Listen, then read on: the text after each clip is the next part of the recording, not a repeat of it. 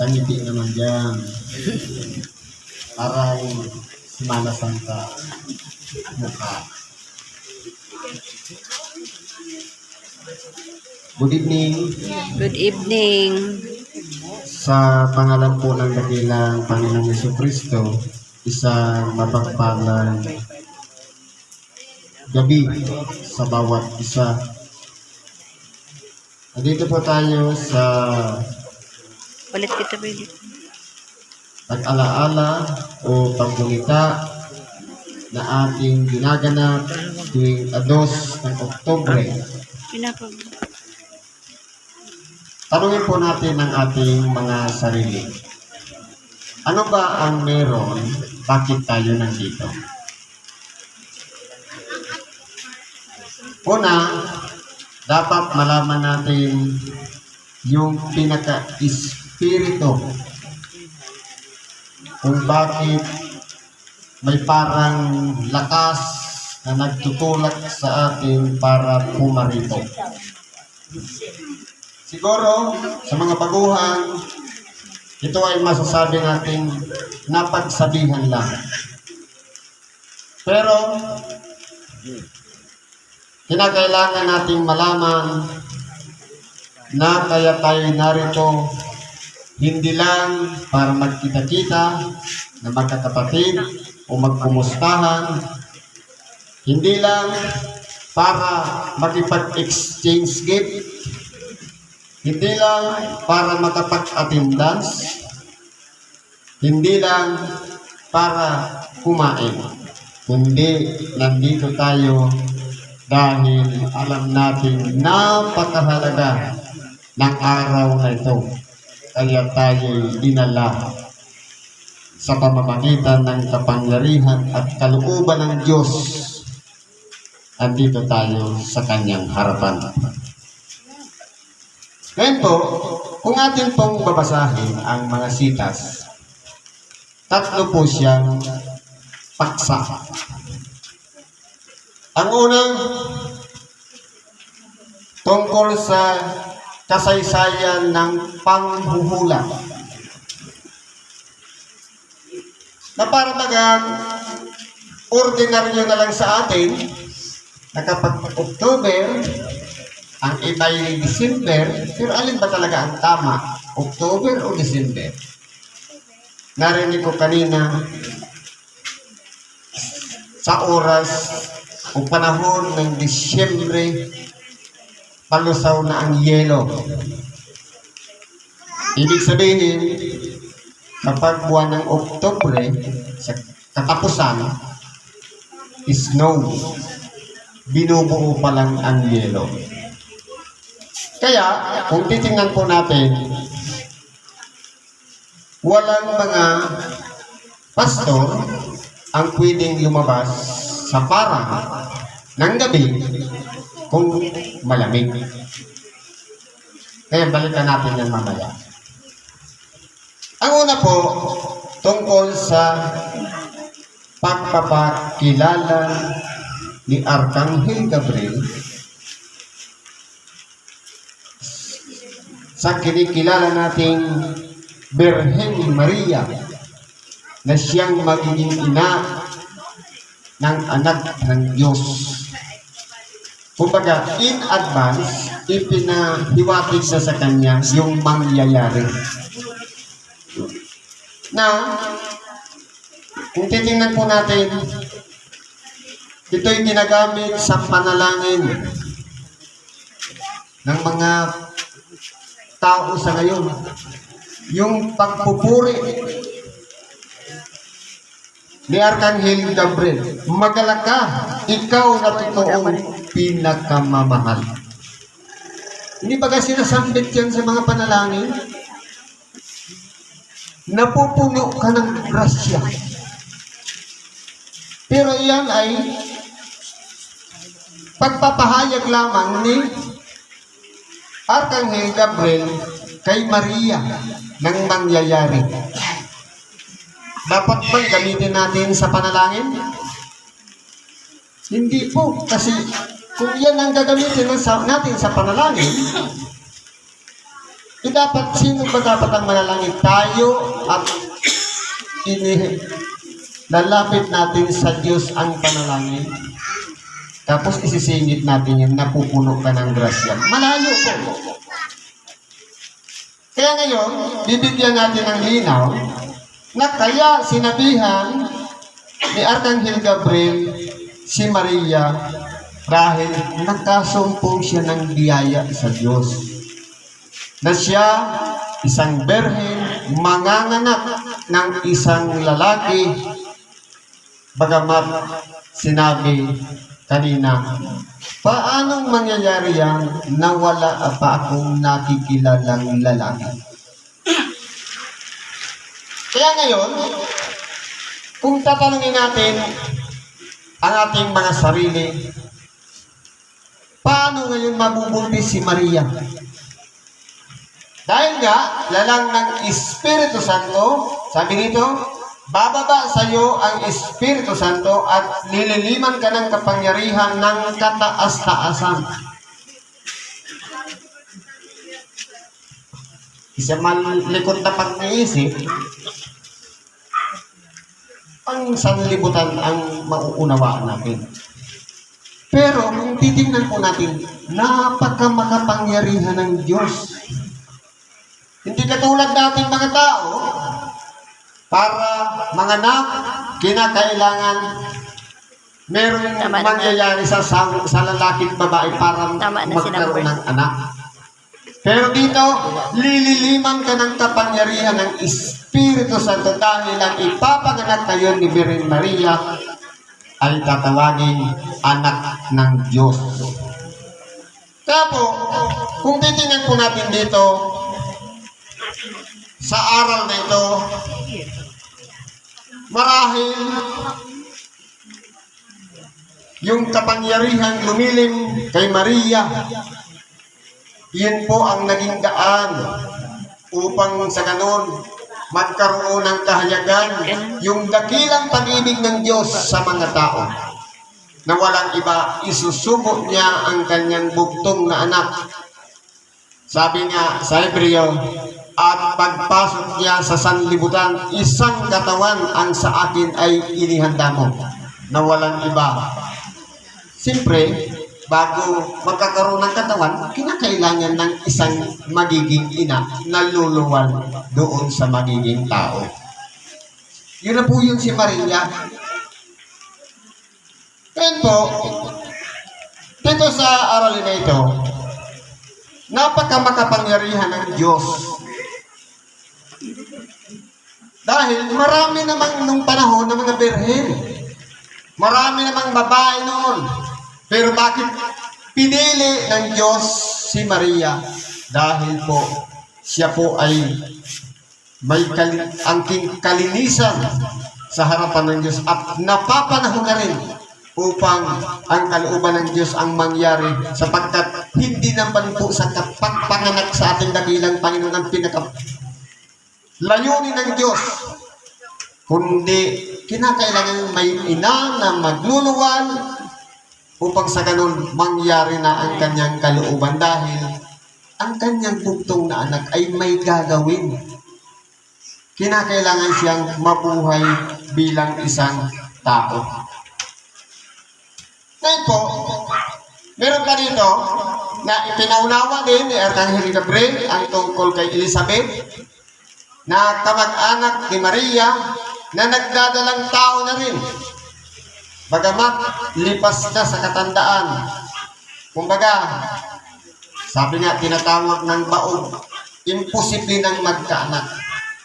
Pero dahil nga, sa kalooban ng Diyos, una nang ipinahayag kay Zacarias na siya'y magkakaroon pa ng anak sa pamamagitan ng isang anghel din. Kaya kung titingnan po natin mga kapatid, yung kapangyarihan ng Diyos ang naghari upang sa ganun maging imposible man sa tao dahil lipas na si Elizabeth, pero kapag umiral ang kalooban ng Diyos, wala pong imposible. Kaya nga po nagdadalang tao na rin si Elizabeth. Na walang iba, ang kanyang dinadala naman ay si Juan Bautista. Na sinasabi, siya ang mangunguna sa mukha ng ating dakilang Panginoon upang linising itong kasalanan ng sanlibutan. Ang mga bako ay papatagin, ang mga liko-liko ay tutuwirin. Nang sa ganon, ang lahat ng tao bago man ang ating dakilang Panginoon isilang, kinakailangan ng makita ng muna na mauna ng ilang buwan si Juan Bautista na mangunguna sa mukha ng ating dakilang Panginoon. Kaya po, kung titingnan po natin mga kapatid, may layunin din yung pagbuntis ni Elizabeth para ang tao ay manumbalik sa Diyos. Ngayon po, ito pong si Maria, laking kagalakan niya nung pinuri siya ng anghel at yung mga hula na pinagkalog sa kanya na kanyang narinig mismo, laking kagalakan niya sa kanyang sarili. Dahil sa dinami-dami ng mga babae, siya ang bukod tanging pinili ng Diyos upang maging ina ng ating dakilang Panginoong Jesucristo. Kaya po kung titingnan po natin mga kapatid, mapalad tayo kung tayo po ay narito sa karamihan ng mga tao na parot parito na pinili upang dalhin dito sa lugar na ito para gunitain, para makinig ng Ebanghelyo, bigyan natin ng buhay sa ating mga sarili na hindi lang si Maria ang pinatutungkulan dito na pinili ng Diyos sa pamamagitan ng anghel, kundi tayong lahat na naririto ay kasama rin sa mga mapalad. Dahil kung titingnan po natin, dapat sana ang sarap ng matulog, pero bakit nandito tayo nagsasakripisyo? Para saan? Para po sa ating dakilang Panginoon. Kaya po, ang nakaupo dyan, pati yung nakikita mo sa kaliwat kanan mo, kasama po yan sa tinatawag na Maria na walang iba, naging mapalad upang magkita-kita tayo dito sa templong ito. Hindi lang para sa sinasabing Christmas, hindi lang sa sinasabing kapanganakan ng ating dakilang Panginoon, kundi yan po ay isang bahagi ng pagsuko, pagsunod sa kalooban ng Diyos. Kaya natin iniwan ang ating mga tahanan at nandito tayo dahil alam natin mas masarap na kapiling ang Diyos, lalong-lalo na kung saan niya nais gunitain yung mga bagay-bagay na mahalaga para sa Kanya. Kaya po tayo nandito.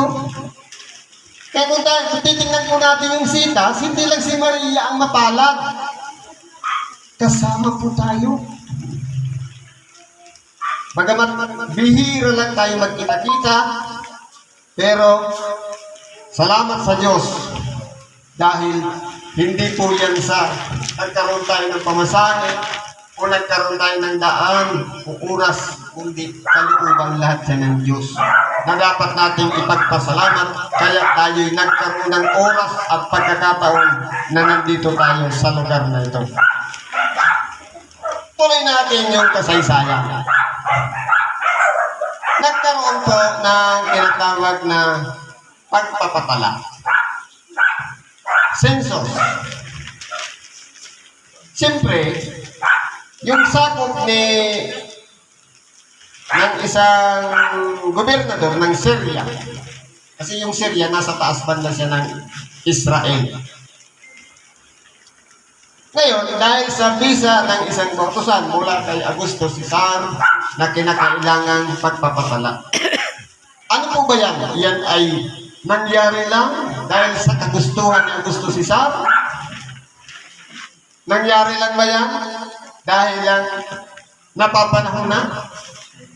O sadyang nagkataon lang kung kailan ang ating dakilang Panginoon dala-dala sa sinapupunan ni Birhen Maria sa kanaman magpapatala. Kumbaga, yan ay pamamara ng monitoring.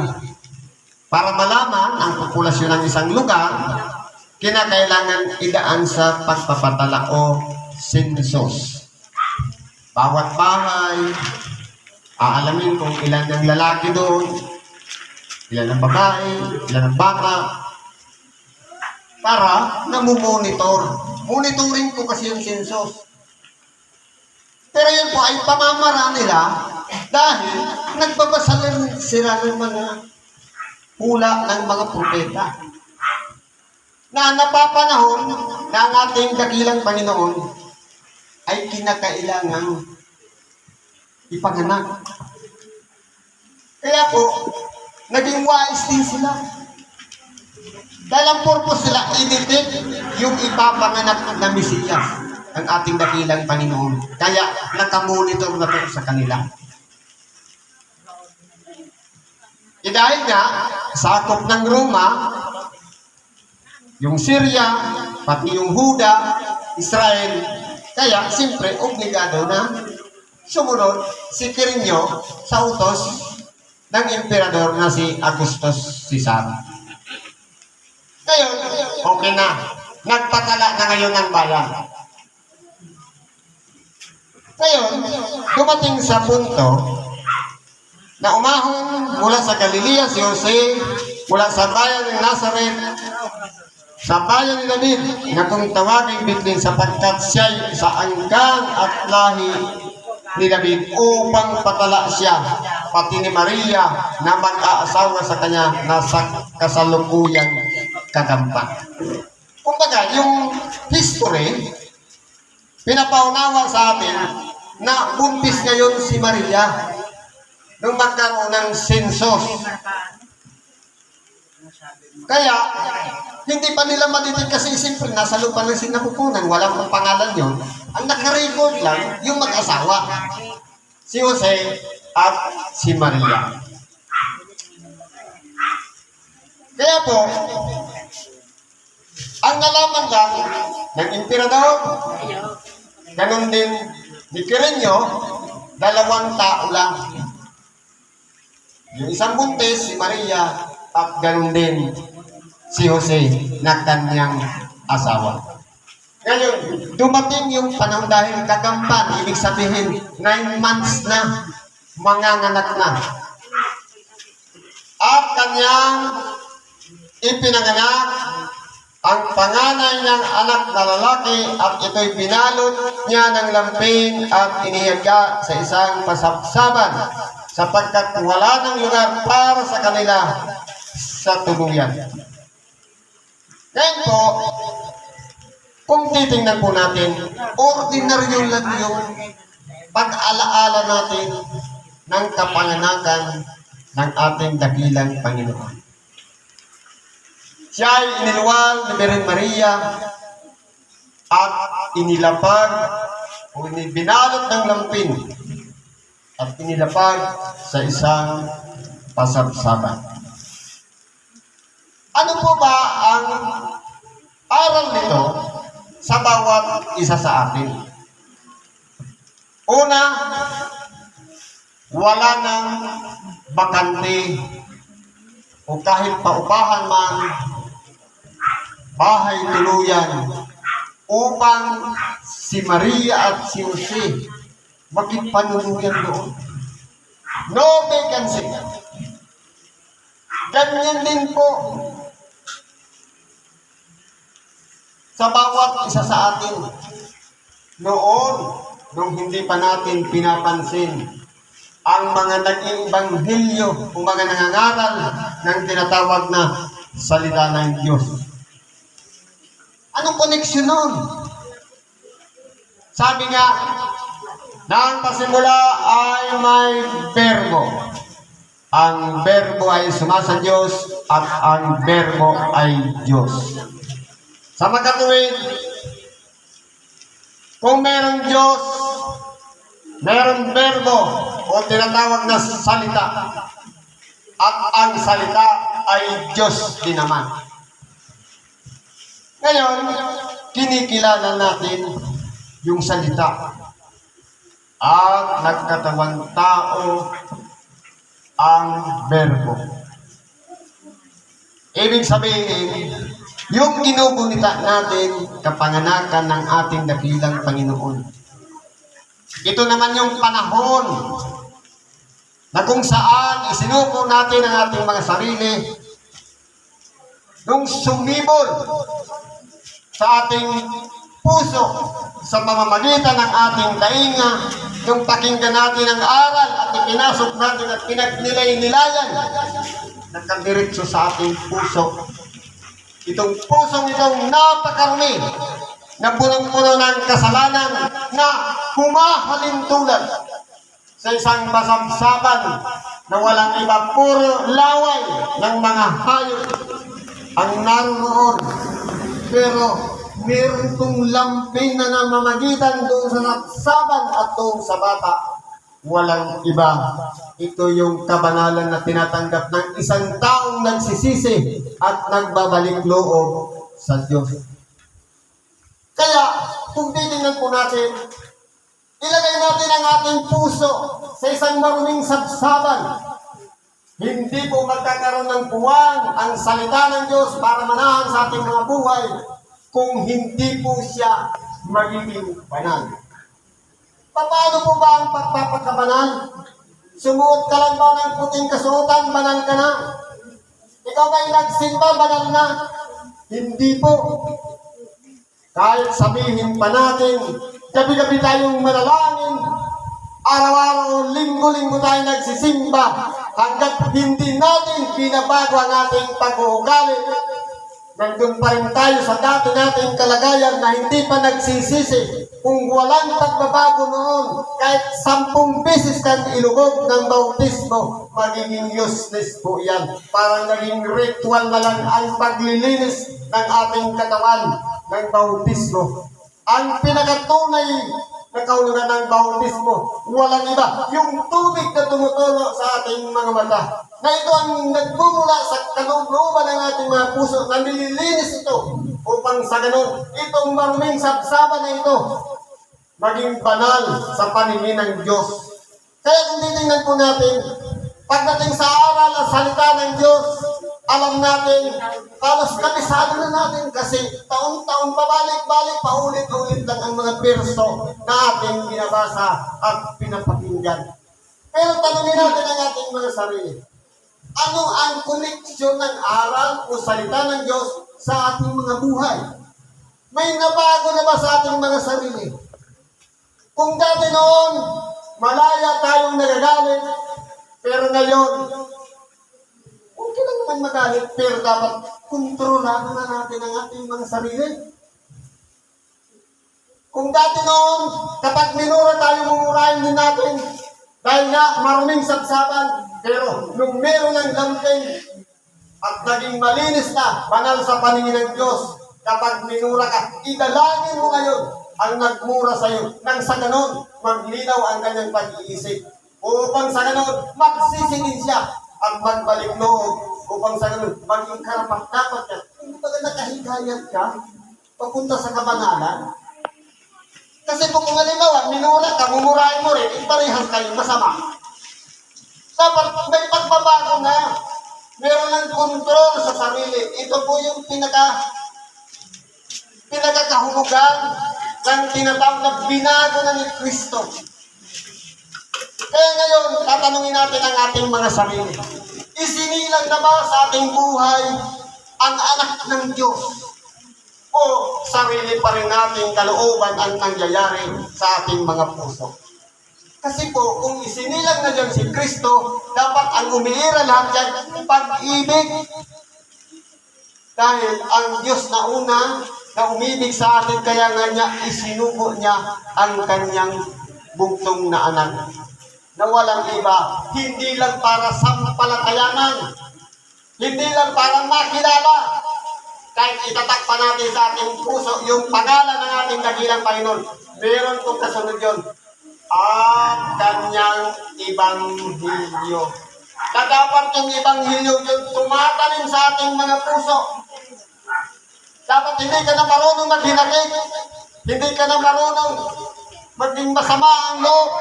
Dapat ang umiira dyan, pag-ibig sa kapwa. Yun po yung pinagkakahulugan. Kaya natin ipinagdiriwang ang tinatawag na selebrasyon ngayon dahil po sa pag-ibig. Kaya po, kung tinignan po natin ang sitas nito, yung isang maruling sapsaban, tayo po yun. Ang tanong, naramdaman naman natin yung lampin. Naramdaman ba natin sa ating mga puso na maging banal kahit saglit nung humingi tayo ng tawad sa Diyos? Ang tanong, naramdaman ba natin yung pagpapatawad ng Diyos? May nabago na ba sa ating pagkabuhay? Kung wala pa rin nabago, ibig sabihin, nandun pa tayo sa kalagayan ng isang maruming sapsaban na dinidila-dilaan ng mga hayop. Walang iba, itong kasamaan ng sanglibutan na walang iba, mga bumubulong sa atin upang sa ganon sila ang ating pakinggan. Bakit hindi natin pakiramdaman sa ating mga puso? Nandiyan na ba talaga ang presensya ng Diyos sa ating mga puso? Nakasilang na ba? Kung wala pa, kahit lang hindi man lang sumali. Dahil ayaw natin isuko ang ating mga sarili. Ayaw natin ihingi ng tawad. Isurinder itong katawan natin, itong pagkatao natin, pati itong kaluluwa at espiritu natin na nagkagawa ng kasamaan sa ating kapwa. Huwag po natin sasabihin, patuwid na ako, banal na ako, maayos na ako dahil preacher na ako, dahil magaling na ako magpagaling na may karamdaman, dahil member na ako, kung kapatiran ako, hindi po yun ang tinitingnan. Kundi yung attitude dapat may nabago na. Yan po ang pinakakahulugan na nandun na ang presensya ng isang sanggol na nailagay na sa sabsaban. Kaya po kung titingnan po natin mga kapatid, itong aral na ito, itong mga versikulong ito, pangkaraniwan na lang yan kasi binasa na yan last year, papasahin na naman ngayon. Parang reenactment na lang. Ngayon, ang tinitingnan po dito mga kapatid, unang-una, yung presensya ng Diyos sa buhay natin. Sayang yung pagkakataon na binigay sa atin ng Diyos na minsan tayong nilinisan pagkatapos mababaliwala lang. Dahil sa sutsot ng isa, dahil sa sabi ng isa, dahil sa tradisyon ng isa, dahil sa mga hindi pagkakasundo, hindi po maganda yan. Ang mahalaga po, magmahalan tayo. Yun po yung pinakamahalaga dito. Kasi po, kung titingnan po natin, bakit ba minsan sa oras ng Ebanghelyo, may mga ayaw makinig? Bakit po? Kasi sa oras na, halimbawa, nasaktan ka ng Ebanghelyo, sabi nga, sapagkat ang salita ng Diyos buhay, banal, mabisa, kaysa alimang tabak na may dalawang tabi. Ibig sabihin, pag nasaktan yung ego mo, mapalad ka. Dahil salita ng Diyos yung gumigising sa iyo. Ngayon, kung ayaw mo baguhin yung pamamaraan ng pananaw mo sa buhay, hindi mo isusuko sa Diyos, magiging useless lang. Kasi ang gagawin mo yan, kaaway mo yung nagsasalita sa unahan. Ang tanong, masasabi mo bang banal ka? Hindi. Kasi po, ang pinupunderya mo yung tao sa salita, hindi naman yung salita ng Diyos na katok ng katok yan sa puso natin para tanggapin natin, para magsisi na tayo. Kaya nangyayari yan, no vacancy. Walang puwan ang salita ng Diyos kahit katok ng katok sa ating mga puso para magsisi na tayo, magbago na tayo. Kahit ulit-ulitin pa taong-taong tayo mangaral ng Ebanghelyong ito, pagkapananganak ng ating dakilang Panginoon. Kung hindi natin nakukuha yung pinakasustansya o sariwa, bakit siya ipinanganak? Dahil kinakailangan, ang gusto niya, lahat ng tao ay magsisi, manumbalik sa Diyos at pagharian ng Espiritu Santo. Kaya tawag tayong mga espiritista. Nandyan nga ba talagang presensya ng Espiritu Santo? O nagtitipon lang tayo ng ihahatol sa atin ng Diyos sa kanyang pagbabalik na nakasulat ng ating mga pangalan sa aklat ng buhay? Kasi ang mangyayari yan, tayo rin naman ang umusgahan. Kahit 10 pang mag-ibanghilyo dito, pag halimbawa, pinangangaral talaga yung buong katotohanan ng Ibanghilyo, yung pinaka-essence ng salita ng Diyos, ang mangyayari po yan, hindi po tatanggapin yung aral dahil po walang puwag sa ating mga puso. No vacancy. Kaya po, ang tunay na pinangunahan o pinagkaharian ng Diyos sa ating mga puso, unang-una, sabi ng ating dakilang Panginoon, nung yayain niya ang kanyang 12 alagad. Follow after me. Sumunod ka sa akin. Mapalad yung tao, kahit inaantok na, nandyan pa rin nakaupo dahil lang sa tinatawag na pagsunod. Mapalad yung tao na nandyan, hindi umali sa buwan dahil pa rin sa tinatawag na pagsunod. Ibig sabihin, ang pagsunod ay susi ng pagsurrender sa ating dakilang Panginoon dahil po wala silang mga pride. Walang nasasakasaan na pride para sa kanila. Kaya nangyayari, kahit ano pang salita, ang ipahayag dito sa unahan, hanggang i-accept yung salita ng Diyos dahil wala pong tinatamaan sa kanyang kalooban na ego o pride o katigasan man ng puso na minsan tinatawag sa banal na kasulatan, daya ng kasalanan. Hindi ba sabi, ang kalaban natin, hindi naman si Pulano o Pulano, sarili mismo natin. Kasi, pinapangaralan tayo ng salita ng Diyos, no vacancy.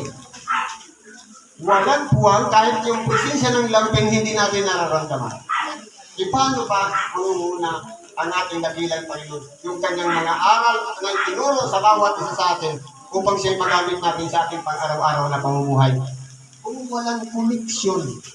Kasi, unless na surrender natin ang ating sarili, may kalayaang pumasok si Kristo sa ating mga puso. Dahil po, ang ating puso, ilalagay natin sa isang kaharian. Ilalagay natin sa isang paghahari ng Diyos. Hindi mo piling pagsamahin dyan ang masama at mabuti. Kaya, pag isinuko mo, iyak mo. Palayain mo ngayon ang iyong sarili sa pagkakasala. Nang sa ganon, maramdaman mo ang presensya ng Diyos sa ating mga buhay kapag binago na tayo. Kaya tinitingnan po natin, hindi ito ordinaryong October 2 lang, October 3rd celebration. Hindi ito pagtutuwid ng December, October. Kundi kahit anong buwan mo pa yan, igugunita. December man o October, ang importante po dyan, tayong mga sabsaban. Kasi kung titignan po natin, di ba ga? Maraming sabsaban eh. Isa lang yung sanggol, isa lang yung binalot ng lamping. Kung 10 yung sabsaban, mapalad ka. Kung ikaw yung nag-iisang sabsaban na doon, ipinasok ka yun. Ang sanggol na nakabalot ng lamping. Kaya ngayon, ito ang tamang panahon upang sa ganon, kilalanin natin ang ating sarili. Kasama pa tayo sa siyam na hindi pinili o doon sa isyam o sa isa na pupuntangi na nilagakan ng lamping na nababalot doon ang ating nabilang Panginoong Jesucristo. Kasi kung maraming hayop yung nalaga doon eh. Kasi po noon, ang pagkagabi, ang mga baston doon, nilalabas kayo yung tupa sa parang para kumain. Siyempre, baka ngayon yung mga kurang. Kaya, yung mga tao na may pag-aari ng mga bahay tuluyan, walang puwang si Kristo. Pagka kahit saan mo'y pangaral nilang salita ng Diyos, no vacancy.